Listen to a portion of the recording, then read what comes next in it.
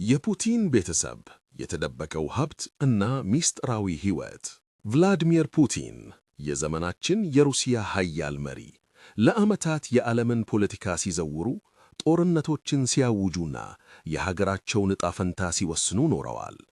ፊታቸው በሁሉም የቴሌቪዥን መስኮቶች፣ በጋዜጦችና በኢንተርኔት ላይ አለ። ነገር ግን ስለ እኚህ ሰው የምናውቀው ነገር አለ? ስለ ፖለቲካዊ ሕይወታቸው ብዙ ተነግሯል። ነገር ግን መጋረጃው ሲዘጋ፣ ካሜራዎቹ ሲጠፉ፣ ቭላድሚር ፑቲን ማን ናቸው? ልጆቻቸው እነማን ናቸው? በእርግጥስ የዓለም ቁጥር አንድ ቱጃር ናቸውን? ይህ የፑቲን ቤተሰብ ታሪክ ነው። በምስጢር በሴራና በቢሊዮን ዶላሮች የተሞላው የጓዳ ሕይወታቸው። የድሮ የሶቪየት ኅብረት ቪዲዮዎች። ወጣት ፑቲን በምስራቅ ጀርመን ድሬስደን ሲሰሩ የሚያሳይ ፎቶ። የኬጂቢ መታወቂያ። የፑቲን ምስጢራዊነት ባህር የጀመረው ከስልጣን እርከን አይደለም፣ ከስልጠና ነው። በቀዝቃዛው የጦርነት ዘመን በሶቪየት የስለላ ድርጅት ኬጂቢ ውስጥ ያደገው ወጣት አንድ ወርቃማ ሕግን ተምሯል። ግልጽነት ድክመት ነው። ፑቲን የግል ሕይወታቸውን እንደ ሀገራዊ ምስጢር ነው የሚቆጥሩት። ስለ ቤተሰቡ ማውራት በሩሲያ ውስጥ አደገኛ ነገር ነው። ጋዜጠኞች ይህን መስመር ለማለፍ ሲሞክሩ ዋጋ ከፍለዋል። ለ30 ዓመት በትዳር ከቆዩት ከባለቤታቸው ሉድሚላ ጋር 2 ሴት ልጆችን አፍርተዋል፣ ማሪያና ካተሪና። ነገር ግን እነዚህ ልጆች ለዓመታት ከሕዝብ እይታ ተሰውረዋል። አባታቸው ፕሬዝዳንት በሆነበት ሀገር እነሱ በሌላ ስምና በሌላ ማንነት ይኖሩ ነበር። ለምን? ደህንነት ወይስ ፓራኖያ? የመጀመሪያ ልጃቸው ማሪያ ቮሮንሶቫ የአባቷን ስም አትጠቀምም። በሕክምና ዘርፍ በተለይም በኢንዶክሪኖሎጂ ተሰማርታለች። በሞስኮ ዙሪያ በሚገኙ ዘመናዊ የሕክምና ተቋማት ውስጥ ትልቅ ድርሻ አላት። ነገር ግን ይህ ተራ የሕክምና ሥራ አይደለም፣ ከመንግሥት ጋር የተሳሰረ የቢሊዮን ዶላር ፕሮጀክት እንጂ። ሁለተኛዋ ካተሪና ቲኮኖቫ፣ እሷም የአባቷን ስም አትጠቀምም። በአክሮባት ዳንስ ስፖርት ትታወቃለች።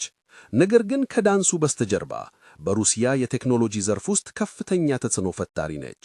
የሞስኮው ስቴት ዩኒቨርሲቲን የማስፋፊያ ፕሮጀክት ትመራለች። እነዚህ ሴቶች ዝም ብለው የፕሬዝዳንት ልጆች አይደሉም። እነሱ የፑቲን ሥርዓት አካል ናቸው። ሀብታቸው፣ ሥልጣናቸውና ትዳራቸው ሳይቀር ከክሬምሊን የውስጥ ሰዎች ጋር የተሳሰረ ነው። ካተሪና ያገባችው የሩሲያ ትልቁ ባንክ ባለቤት ከሆነው ሰው ልጅ ጋር ነበር።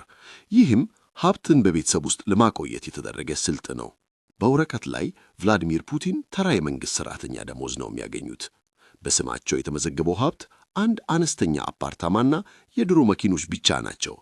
እውነት? ይህ የጥቁር ባህር ቤተ መንግሥት መልሱን ይነግረናል። የፑቲን ቤተ መንግሥት በመባል የሚታወቀው ይህ ሕንፃ ከ1 ቢሊዮን ዶላር በላይ እንደፈጀ ይገመታል። ይፋዊ መረጃዎች እንደሚሉት የነጋዴዎች ንብረት ነው። ነገር ግን የምርመራ ጋዜጠኞች እንደሚሉት ይህ ለፑቲን የተሠራ ግል መዝናኛ ነው። ጥበቃውን የሚያካሂደው የመንግሥት የደህንነት ተቋም ነው። በላዩ ላይ ማንም እንዳይበር ተከልክሏል። ፑቲን በዓለም ላይ ካሉ ቀዳሚ ባለጸጎች አንዱ ሊሆኑ ይችላሉ። ነገር ግን ስልታቸው የተለየ ነው። ገንዘቡን በራሳቸው ስም አያስቀምጡም። ወለትስ ወይም የኪስ ቦርሳዎች የሚባሉ ታማኝ የልጅነት ጓደኞች አላቸው። ገንዘቡ በእነዚህ ሰዎች ስም ነው የሚቀመጠው።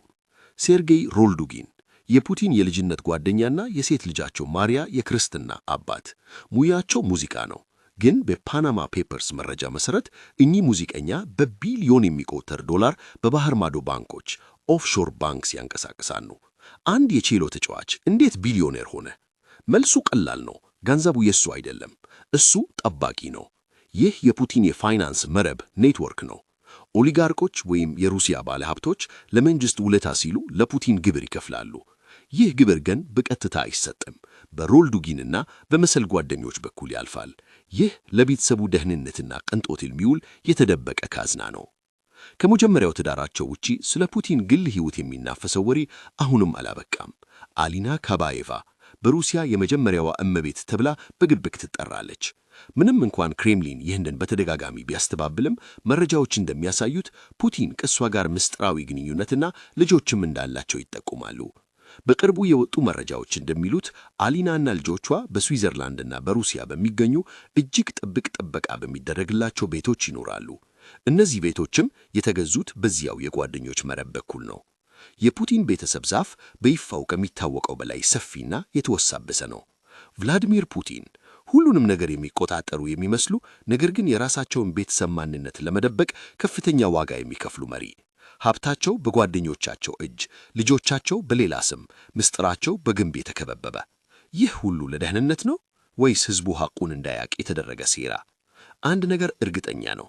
የፑቲን እውነተኛ ታሪክ በክሬምሊን መዝገቦች ሳይሆን በተደበቁ ባንክ ሂሳቦችና በማይታወቁ ልጆቻቸው ፊት ላይ ተጽፏል።